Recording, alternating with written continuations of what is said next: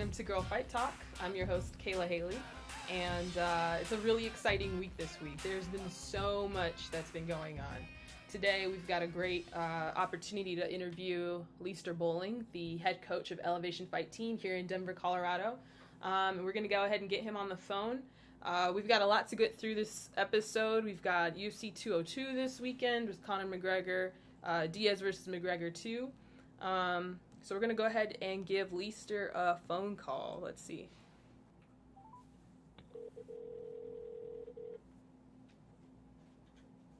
Hello? Hey, Leister. Hello, how are you? Hey, how's it going? I might turn up the volume on my side. 1 second, please. Hey, thanks so much for giving us some time. Yeah, no problem. Awesome. Hey, are you in Las Vegas this week? I will be. I'm not there yet. Okay. Yeah, because I went through the card and I saw that you're actually going to be... Are you going to be coaching both Cerrone and Neil Magny this weekend? Just Neil. Just Neil. Okay. I still work with Cowboy when he comes up to Colorado, but he's not coming up as much these days. Oh, okay. Yeah, I saw that you guys... It seems to be like a pretty open door policy. You've got folks kind of coming in and out. Yeah. That's pretty cool. But yeah, I just wanted to start off. Tell us a little bit about yourself, a little bit about your background. I know you came up wrestling here in Colorado, so you're homegrown. Yep, I grew up wrestling in Colorado, wrestled in college in Nebraska, and then I came back and I was coaching. I was coaching at the University of Northern Colorado for 3 years. And at that time, I fought once myself, and I was always, going to the local shows. And I went to Ring of Fire that Shane Carwin was fighting in. Okay. And when they announced him out of Greenlee, Colorado, I, hit a green light to me to reach out to him because we had a really good heavyweight at the time, Reese Hopkins, who didn't have anyone to work out with. So I reached out to Shane, asked him if he'd be willing to come in and work out with Reese, and he said he would if I would help Nate Marquardt. So I started helping Nate, and then Nate asked if he could bring some other guys, and it ended up being like Brendan Schaub, Keith Jardine, George St. Pierre. Yeah. That was kind of how it started, and once those guys were coming in, and I was helping them, then, it just kind of opened the doors for me in MMA. That's so cool. Yeah, actually I remember, so I'm 23, so I started watching MMA when I was like, I don't know, 12, 11, something like Right. that. And I remember back in like the countdown shows, like the older UFC shows when I remember like having Team Jackson and the Colorado guys. I feel like there was a lot more collaboration back in those days, even with TriStar, with GSP Yep. coming down. So, that's cool. That's cool that you... Yeah, it was fun. There was a lot of cross-training. And I try to keep our door open for anybody, too. So, yeah, that's... as soon as you quit trying to learn and you're not cross-training, you're just not evolving as a martial artist, so... Yeah. And honestly, that seems like that's kind of been the theme of... I don't know. It just seems like there's a theme of, like, humility and there's not too much ego as there might seem like there are with other gyms. Okay, so you got the opportunity to start coaching MMA fighters. And so did you imagine that the sport would kind of get as big as it's gotten today? I did. I remember, I'd heard of UFCs, and I remember one time I tried to rent a UFC when I was in high school, and it ended up being a submission grappling pay-per-view that was like a bunch of wrestlers against a bunch of like Brazilian Jiu-Jitsu black belts, and I think mainly Brazilians. And it was kind of a letdown because we thought we were going to watch a fight, and it ended up being submission grappling. And that was probably in like 98. And then when I went to college, it would have been like 2000. I watched like my first UFC, and I specifically remember calling my mom and my dad. My dad was my wrestling coach growing up, and I was like, God, you guys got to watch this UFC. You can rent it at Blockbuster, blah, blah, blah. It's crazy. It's going to be bigger than boxing in 10 years. It's awesome. You got to check it out. My parents both thought I was crazy. 10 years later, 2010, it was, in my opinion, probably bigger than boxing. So, like you said, I predicted it. But That's awesome. Yeah, it's ridiculous how far this sport has grown, even just within the last Yeah, like 5 years, honestly, even. But so okay, it's still growing. You know, the pay is continuing to grow, the sport's continuing to grow, and you know, with the new ownership at Zuffa and the potential fighter unions and stuff, I'm curious to see if, you know, if it's hit its peak or if it's going to continue to move forward. Yeah, no, I totally want to ask you about that. So, okay, so you brought it up with the the UFC just got sold for $4 billion, which is mind blowing. And then on top of that, we've got the Professional Fighters Association, which just got launched this past week. As your coach, just from a coach's perspective, do you have like a good range of fighters between like top level fighters, you know, up and coming fighters, and guys who haven't even signed with the UFC yet? Oh yeah. Yeah. So what's your thought on both the UFC getting sold, but then also, you know, the potential fighters union that's going to get started? To be honest, I haven't put a whole lot of thought into it. You know, I've got mixed thoughts. You know, the UFC, Zuffa, Dana White, and the Fertitta brothers, they've done such a great job getting it to where it's at. Mm-hmm. You know, and nobody can deny that. Like, the sport would not be where it's at without those guys.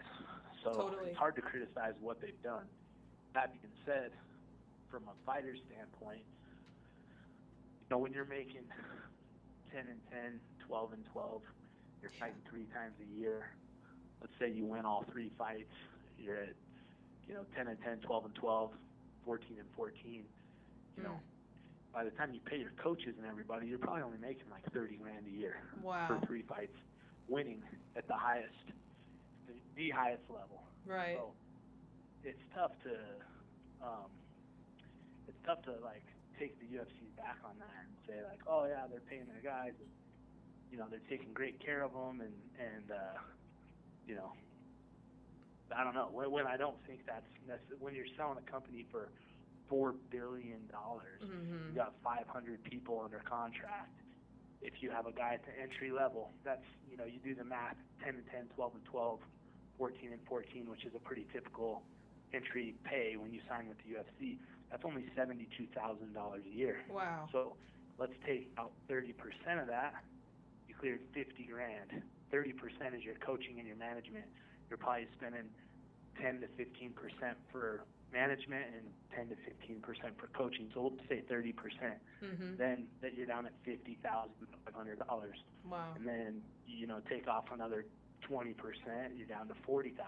So you're fighting at the highest level in the world. You're one of the best 500 fighters in the world, and you're making $40,000 a year. Plus, when you get signed at the UFC, that means you've probably been fighting for a couple of years at the local level, making nothing.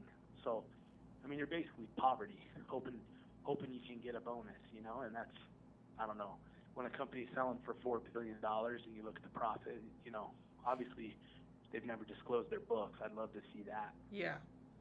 But when you're selling for $4 billion, you'd hope that your guys could at least all make a minimum $100,000 a year or something, you know? Totally. So, totally. And I think even with like the NFL, I'm not quite certain what it is, but I have a couple of friends who, you know, are some lower level guys, but are in the NFL or in the NBA, and they have like minimum contracts of like. I think it's a minimum like $250. Yeah, exactly. Plus bonuses. And then they're not, and then, you know, the UFC's not the NFL, and the difference is the NFL, they're only playing for like 4 months out of the year, you know, and the UFC's year round, and they're going all over the world, and, you know, with 500 people under contract, $4 billion, the NFL is worth a lot more than $4 billion. So it's easier to pay those guys, and I get that. But I do think that there's just different things that need to be done, and I hope that if anything, like, what I don't quite understand about the fighter union is, like, is it only going to apply to people that are on the contract with Zuffa? Or is it going to expand to Bellator? Is it going to be RFA? You know, because it's not really fair that you got a company worth $4 billion and then a company like the RFA, who's putting on regional shows, is going to have to do the same. Do you get what I'm saying? Like, like if you're going to offer insurance or you know. Yeah, and so far what I've understood. So far what I've understood after reading, going through the website, is that they are focusing solely on the UFC, I think the reason is just because they've determined that, you know, the UFC, it's a majority of the market is in the UFC. So they feel like I think that makes sense, and I do think I think you should get some type of like retirement benefits or something for the amount of time that you spend in the UFC, you know? So like, totally. if you only get a fight, if you lose 2 fights and they cut you, you can get as much of a, you know, retirement and benefit package as, you know, somebody like Cowboy who's been in the UFC forever and fought, you know, 30 times or however many times he's fought under the Zuko banner, you know? Right. And that's kind of like what Dan Henderson's going through right now with he's about to fight Michael Bisping for the light heavyweight championship. But then he's been talking about, he's like, you know, I want one of those deals that Nogueira got, or, you know, Chuck Liddell when he's one of those ambassadors for the UFC, because there isn't any, you know, security after you fight. Yeah. Which makes sense. That's a lonely world when you get done. All your so-called friends that were around and, you know, riding your coattails seem to disappear at the end, and it's pretty sad to watch. Yeah. So that kind of makes me think then. So with you know, and I don't know Shane Carwin's situation, and he's kind of been out of the game for has it been like 5 years? How long has it been? Yeah. 5 years. So is he kind of, might that be part of his mentality, is like, man, okay, is it purely competitive? Is there an element to like, okay, financially, the UFC's in a completely different place than it was even 5 years ago.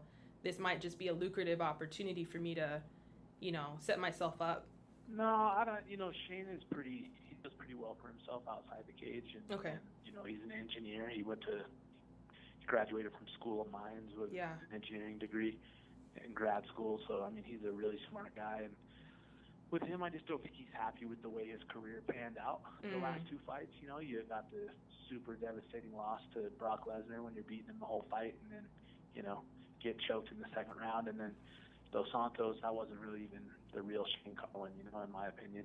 Yeah. And, you know, he's just gone through a lot of things in his life and a lot of changes. And the main thing, I think, is he realized, like, to be mentally healthy, he needs to be in the gym, and he needs to be with the team, and he needs to just be around the guys and train. And you know, he hasn't made any plans for, like, a timeline or a comeback fight or anything like that. He's just in there training and getting back in shape and kind of seeing how his body reacts to it. And you know, we'll see what the future holds. But at this point in time, there's been, you know, no talks of like, okay, we're going to get in shape and take a fight in 3 months or, you know, 6 months or whatever. We haven't even had that talk. It's more right now just getting him back in there and getting him, you know, getting his body back to training and, you know, just doing it to stay healthy. Yeah, dipping your toes into the pool, sort of.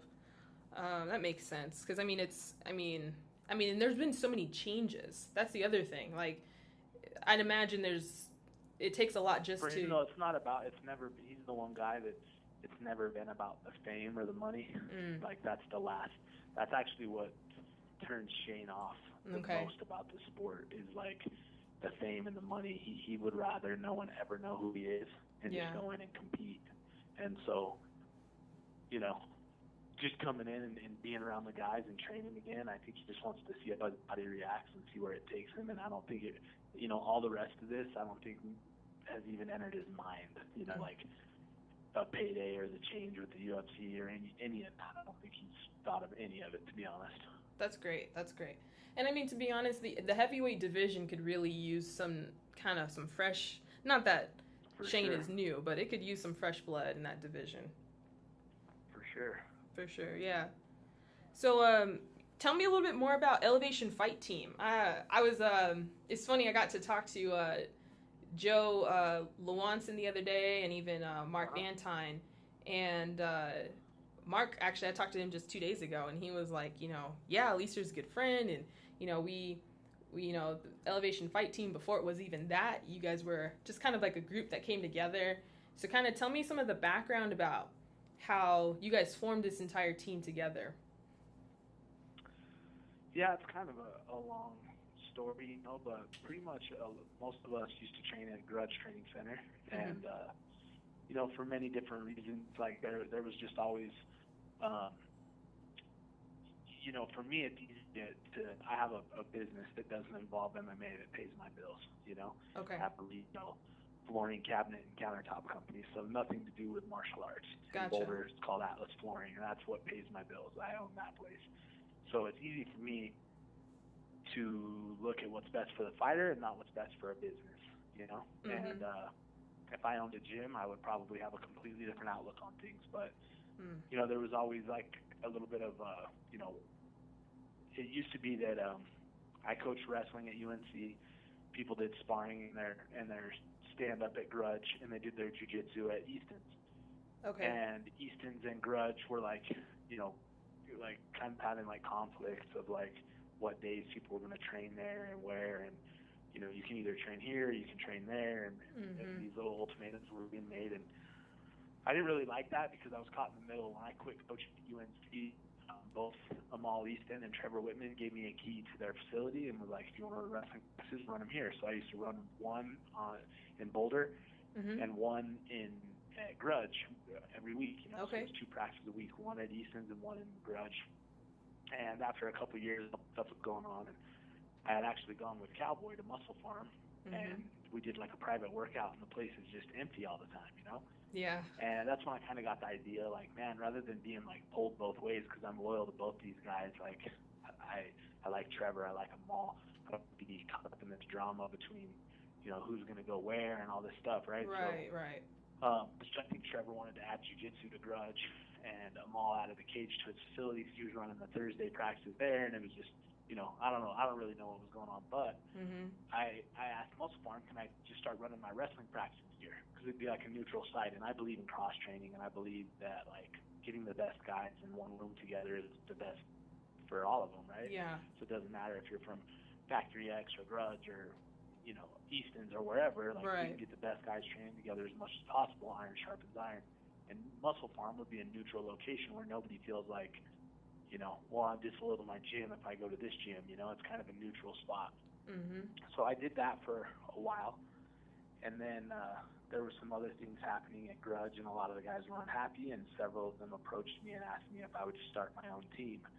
And so that's what Nate Marquardt and I did, is started Elevation Fight Team, and there's been several changes since then, and Nate went back to Grudge, and then there was like just always.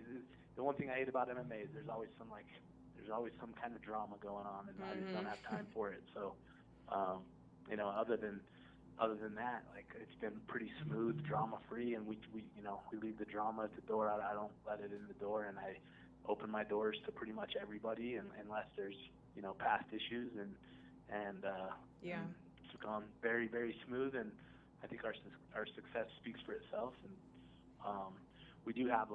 we have an open door policy to anyone, but it's kind of on a 2-week trial period. So, if an amateur comes up and says, hey, I want to join the team, all right, cool, you can come in, you got 2 weeks to prove yourself, and after 2 weeks, if we don't feel like their skills are up to par, then we're going to recommend that they join, Easton Training Center or High Altitude Martial Arts or Ludwig Martial Arts. We're gonna suggest that they go to one of those gyms and fine-tune their skills, and once the instructors of those gyms say, hey, we think they're ready to train with the pro team, then we let them back in, and we kind of test them again, But what we're trying to avoid is like absolute beginners. We don't want, the one disadvantage of being at like an MMA gym is that they need memberships to be paid. So anybody off the couch that says, oh, guess what, I'm going to be a fighter, they get to join the gym and they get to train alongside some of the best fighters in the world. And I don't think that that's right. If today I decided that I want to play NFL football, I can't just go join the Broncos and be in practice, and to treat MMA like a professional sport, I think the teams need to be ran like professional teams, and I don't think that beginners should be training alongside world champions or number one contenders or UFC fighters. Totally. Yeah, it's funny, I actually earlier this year I started getting back into training MMA, and I'm over in Aurora, and so I actually got to go and train and do like a 1-week trial over at High Altitude Martial Arts with Christian and the guys over there. It's such a great gym, so if people are looking for a gym in Aurora, that's definitely a great gym to start out at. if you are coming off the couch. A lot of the guys still take classes there too, so, the Neil Magny's of the world, you'll find him at Easton's 3-4 days a week taking jiu-jitsu class. And you'll awesome. find Matt Brown over at High Altitude doing privates with Christian or doing classes. And, it's not like you're not going to run into those guys, but when it comes time to spar, I just think it should be a complete separation. Right. So you've been coaching, it seems like, you've made a career out of coaching.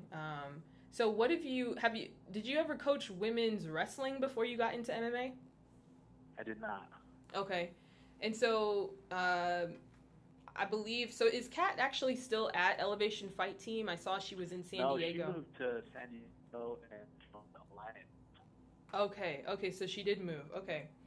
But Kat's always been a top contender within the women's bantamweight division.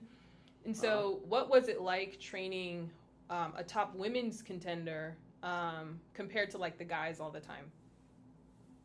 Oh, it was great. I've got a good relationship with Kat. I've known her a really long time since she's the same age as me. So when I was wrestling in high school, she was as well. So, okay.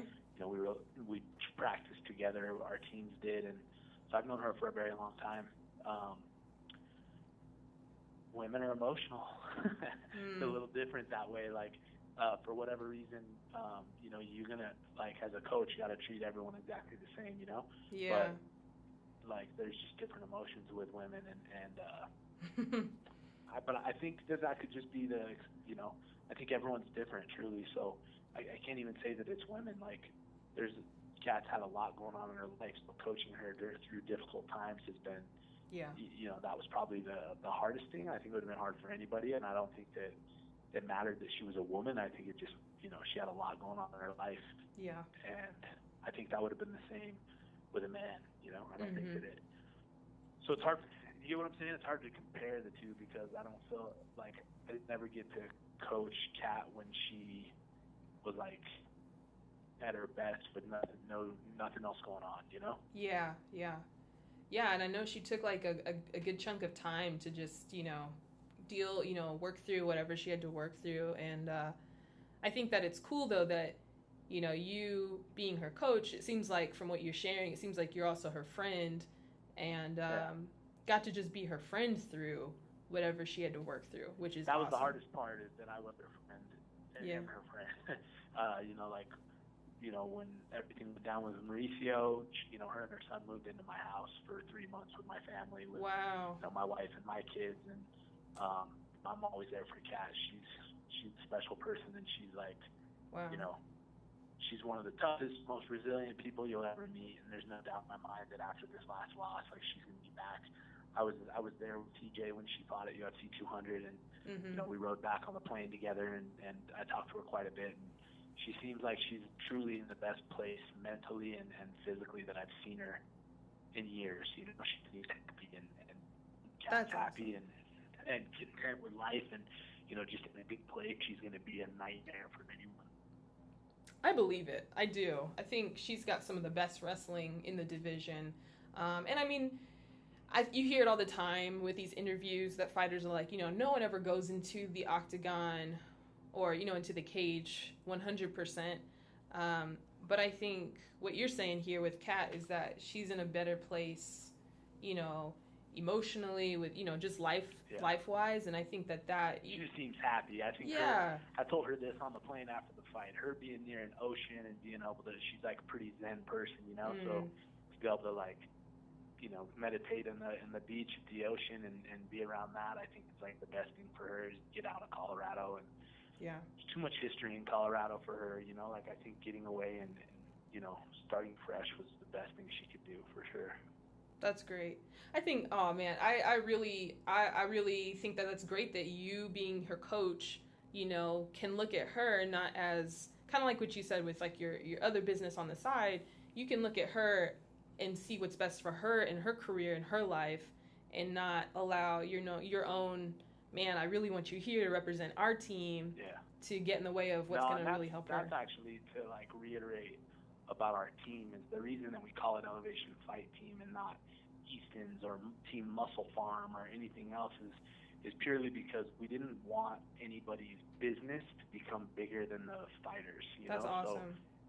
So like Elliot is our jiu-jitsu coach, Christian is our striking coach, and Vinny Lopez is one of our striking coaches, and Cody Donovan is another one of our jiu-jitsu coaches. And everybody owns their own gym, right? So Vinny owns Vital Strength Conditioning. It's like a weightlifting place that they do, like he does boxing classes and kickboxing and stuff there too. And then you've got High Altitude Martial Arts. So obviously Christian and Cody Donovan own that. And then Elliot's one of the owners of Easton's. And when we come together as Elevation Fight Team, nobody's trying to promote their business. We're just trying to create the best fighter we can. So we're not pumping out Easton's and High Altitude and everybody's fighting for attention and so you can get the most publicity. Like, all we're trying to do is build the best fighters, And so that's awesome. We truly don't even really care about our Elevation Fight Team, the brand, It's not. It's just a logo on a T-shirt, It's not anything more than that. And come Saturday night, this Saturday, we're in the Neil Magny fight business, where there's nothing else. There's no distraction. There's no hidden motive. And the fact that all of us own our own business that we rely on to pay our bills allows us to put the fighters first and not let money or fame get in the way of doing what's best for our fighters. Yeah, that's awesome. Okay, so last thing as we wrap up. All right, tell me what you think. What's your prediction for Conor McGregor, Diaz versus McGregor 2 this Saturday? Oh, man. I won money on it the last time because I bet that Diaz would win by submission. And I would think that if it goes to the ground, I'm picking Diaz. You pick Diaz? Diaz. Okay. Gotta go with the American. How do you think he's going to win? I think he'll win by submission again. Submission again. Okay. Do you have a round? Submission or TKO. Round 3. Round 3. Okay. Do you think it's because McGregor's cardio is just not going to hold up again? He throws a lot of power shots, and power shots get you tired. And I'm sure he learned that from the last fight. So I would think that he's going to try to change his strategy a little bit. Yep. Probably not throw with as much power and try to touch a little more. But I think that you can't change who you are and you can't change what got him to where he's at, which is power. And that's what's going to gas him out. Okay. All right. And the more power he throws, the easier it is for Nate to get his hands on him and take him down. Totally. No, I agree with that. All right. So you heard it here.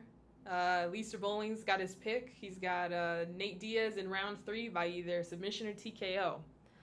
So all you fake Irishmen out there, remember, if you're American, you got to cheer for the American. Oh, yeah. Cheer for the Irishman. If you're calling yourself Irish and you were born in America, you're American. You're American. Come on. All right. Well, thank you so much, Leister. You've been so generous with your time. Have a safe flight. No problem. Thank you, guys. Yeah. All right. Well, we'll talk to you later. All right. Appreciate it. All right. Bye. Wow. Leister is pretty amazing. I mean, from what he shared about Kat and her story, but also how he and his wife had her and her son stay at their house when she was in a transition period. I'd have to say he's probably one of the most genuine, and I don't know too many of the coaches in the sport, but he's pretty genuine, which is incredible, to say the least. No ego whatsoever. I mean, he has his own separate job, so where he can just focus fully on giving the fighters the best coaching that he can give to them. There's no pressure and like, oh my gosh, he's got to do this, I'm going to get mad. Because I've seen that even on TV where the coaches just get upset. And part of me now wonders, it's like, okay, are you upset that they lost? Obviously. But are you upset that they lost because they didn't do their best? Or is there a hint of, man, like that affects my paycheck, So I think it's real interesting that he has, there's really no, he doesn't have too much of a vested interest in terms of money from these fighters, which is pretty amazing. And then, the whole Elevation Fight Team, how they came together, they're really collaborative. Iron sharpens iron is what he said. I mean, I remember when the fighters and the gyms used to come together. I remember watching like the countdown shows. I don't remember if they were called countdown at the time, but like however many years ago when the UFC had their leading up to promotion type things on TV, they basically, I remember when Grudge with Trevor Whitman and a lot of those other fighters and coaches came together, whether they came together in Colorado. I feel like a lot of times they'd go to New Mexico and Albuquerque with Greg Jackson, but they all came together and fought together and trained together. Those were like kind of the good old days in MMA. Everyone's got their own thing now. Everyone's got their own training gym and their brand. But Leister even said Elevation Fight Team is nothing more than words on a t-shirt, which is pretty incredible for him to say that. And then he also talked about just his thoughts on the UFC sale and, you know, the MMA fighter, no, not MMA fighter, that's the other one, Fighters Association, but the Professional Fighters Association having mixed feelings about it. And I think, you know, when it comes to these types of things, it's just business, you know, it's nothing personal. The UFC, they don't feel bad when they're paying these guys 10-10 or 12-12 and 14-14, as Leister was saying. You know, and with how much they're paying their coaches, they are their own individual businesses. Each of these fighters, they're supposed to be independent contractors.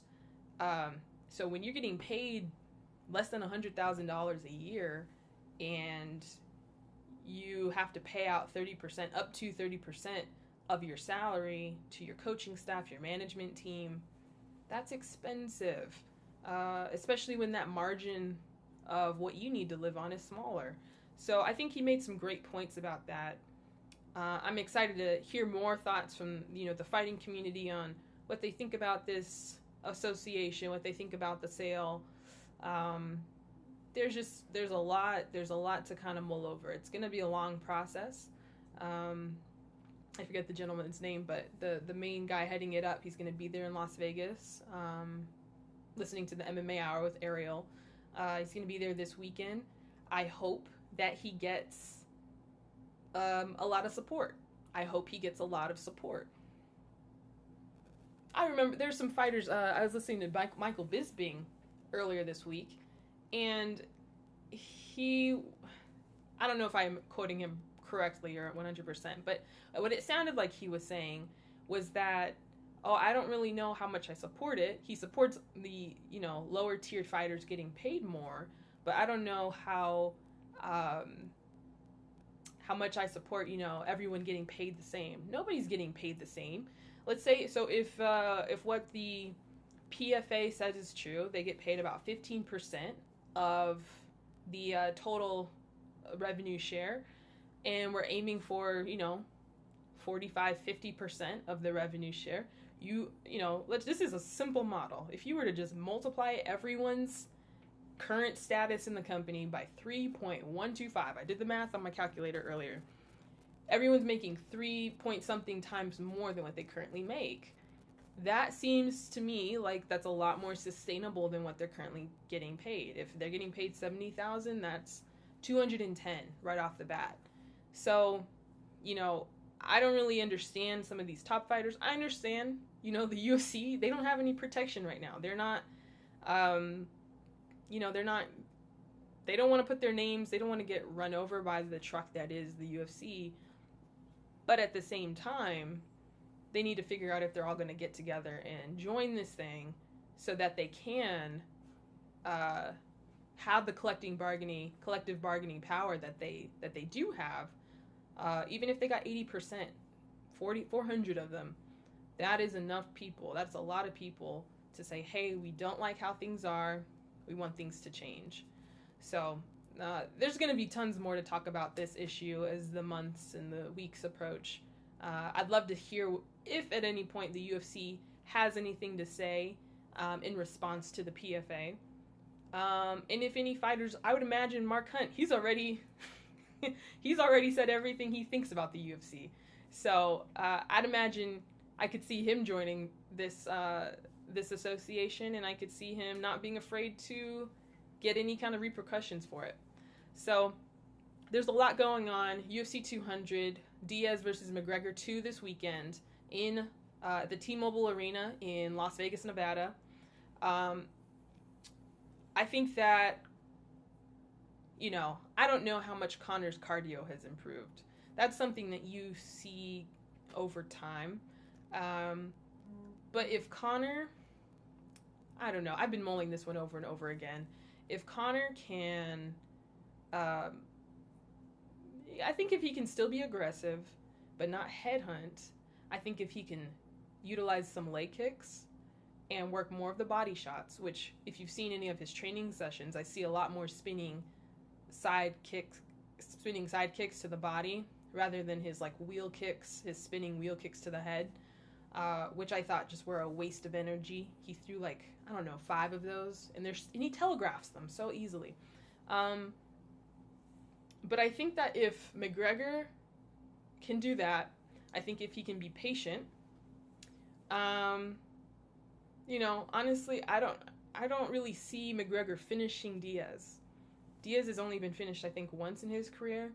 Nate, that is. So I think if McGregor wants to win, I do believe he'll win by decision. Because if he can keep up what he did in the first round and a half, and keep that pace for 5 rounds, he wins this fight.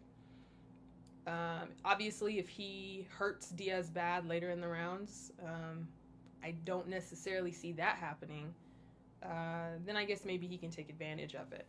But if McGregor decides he has it set in his mind, he's going to knock him out, and if that knockout doesn't come, Nate said this himself, what are you going to do? What's your game plan after that? So McGregor's got to be open-minded and yet strong-minded at the same time. It's likely that Nate will win again, but I want McGregor to win. And I see that if McGregor wins, it's going to be by decision. That's my pick. So have fun, you guys. Watch the fights this weekend, this Saturday. We're going to be launching here soon. We want you guys to join on to the team. Come on onto our Facebook, our Instagram, Twitter, YouTube, all of the above. Come on to our social medias at Girl Fight Talk, is our handle for all of our social medias. You can search us anywhere on Google, anything like that. Go ahead and do all that stuff for this show as well. Like, subscribe, comment, all the things you like to do. Say nice things, please. We don't like mean people in the comment section. But yeah, have fun in the comments. Have fun at the fights this weekend. We're probably going to put on have you guys come join us and watch the fights at Buffalo Wild Wings this Saturday. So if you guys want to go, awesome. So we'll see you guys next time. I'm your host, Kayla Haley. Go.